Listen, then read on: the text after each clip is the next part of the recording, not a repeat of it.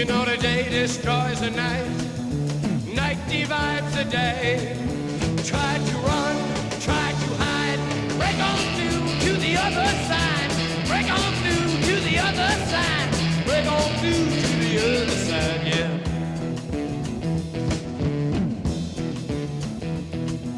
We chased our pleasures here, dug our treasures there. But can you still recall the time we cried? Break on through to the other side. Break on through to the other side.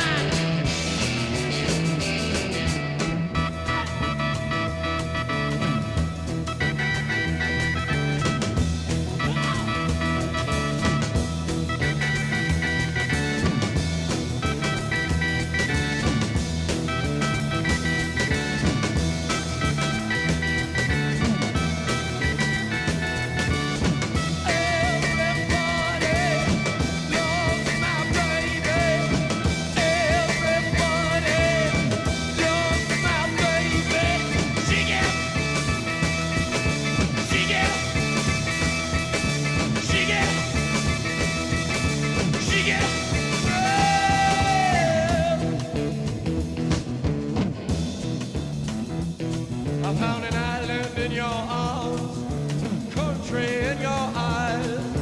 Arms are changes, eyes are lined. Break on through to the other side. Break on through to the other side. Break on through, oh! Oh, yeah!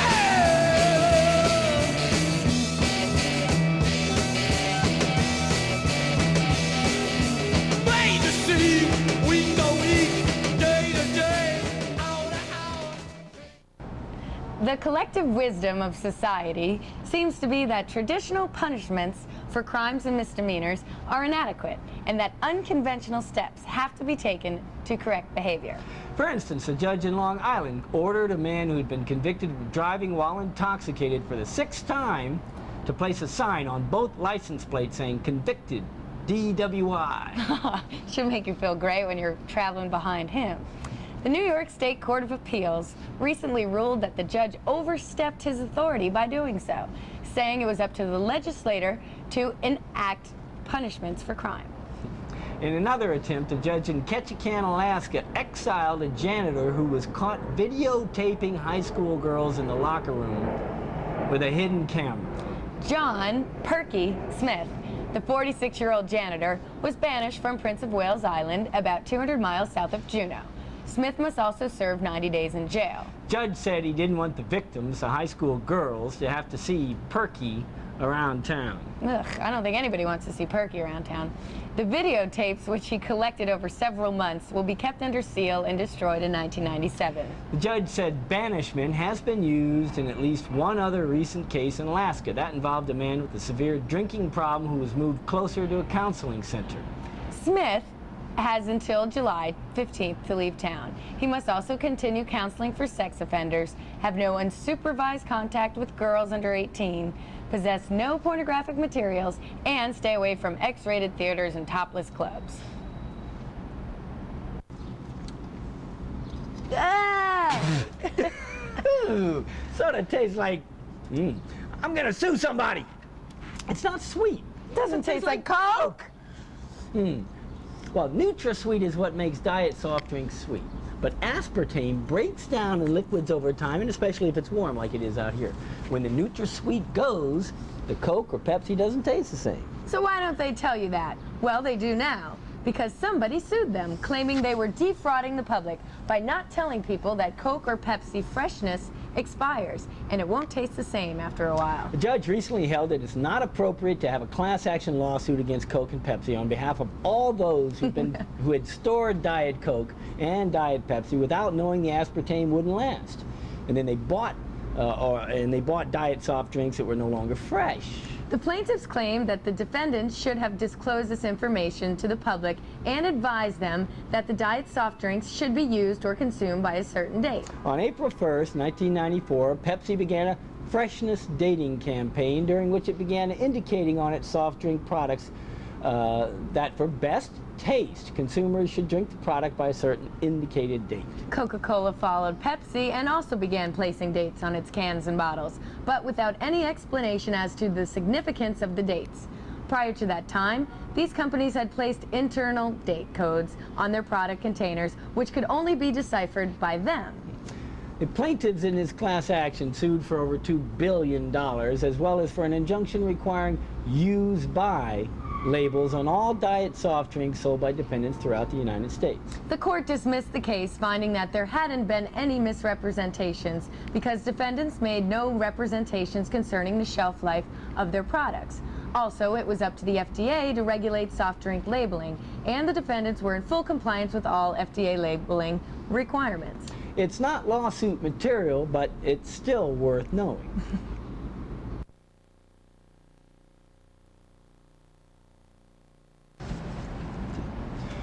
In West Palm Beach, Florida, a mother of two says she worked as a prostitute to help pay the bills, has gone to federal court to try to legalize her profession.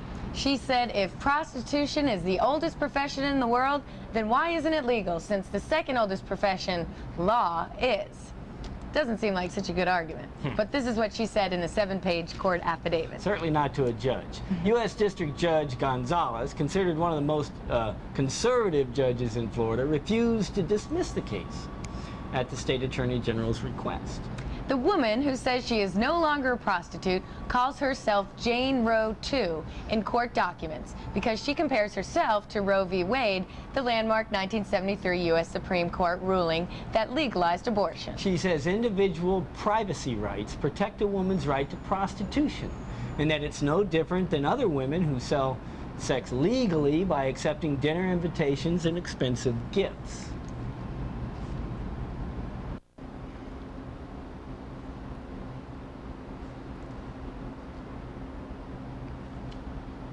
Can the government impose a curfew on kids, requiring them to be home by 11 o'clock at night? Our nation's capital, Washington, D.C., is going to try. The District of Columbia City Council has given preliminary approval to a curfew for youths under the age of 17.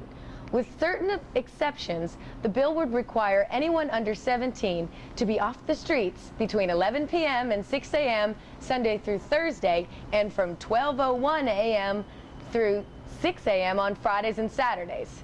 Sort of sounds like Cinderella to me. Parents or guardians could be fined up to $500 for each offense under the measure. Adult business owners who knowingly allow minors to violate the curfew could also be fined. Juveniles would not face monetary penalties, but they could be required to perform up to 25 hours of community service. Children in the company of their parents or guardians would be exempt, as would those who were engaged in official school, religious, recreational, or work-related activities.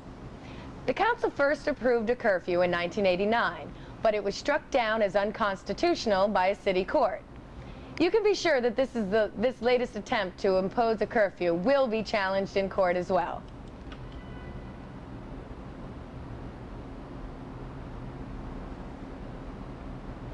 Does Cinderella make sense?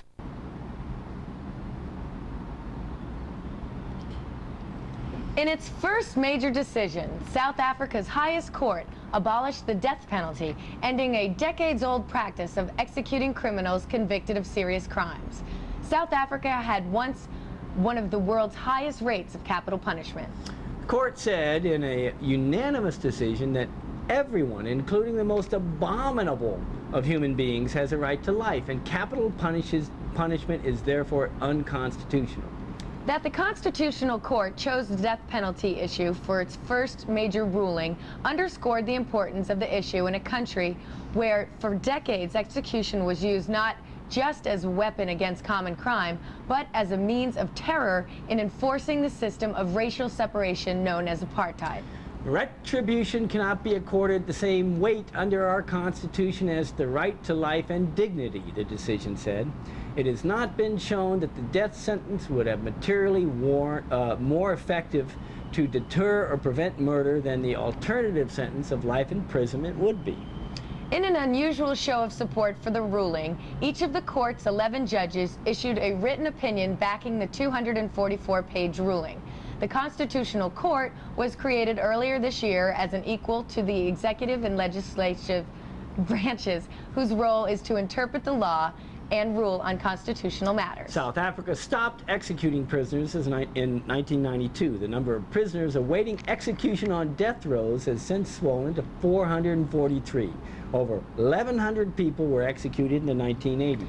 According to prison wardens, the announcement set off a round of wild celebration among condemned inmates at Pretoria's Central Prison. On radio talk shows in South Africa, reactions were deeply split between black and white, with blacks typically applauding the abolishment of the death penalty, while whites, invoking high crime rates, bemoaned that what many whites complain is a gradual slide from law and order.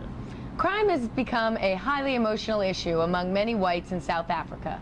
Last weekend in Johannesburg alone, 42 people were murdered, 477 businesses and homes were broken into, and 34 women were reported raped. While whites complained of a spreading sense of impunity, many blacks reacted by noting that they had disproportionately been made the victims of the death penalty in the past through wrongful arrests and convictions. Moreover, with the death penalty much more likely to be applied to blacks than whites under apartheid, capital punishment had become a powerfully emotional issue for many blacks, as crime has become for many whites. The predominantly black African National Congress, the country's largest political party and the leading force in the fight against apartheid, hailed the ruling as a victory for the country's new democracy, saying never, never, and never again must citizens of our country be subjected to the barbaric practice of capital punishment.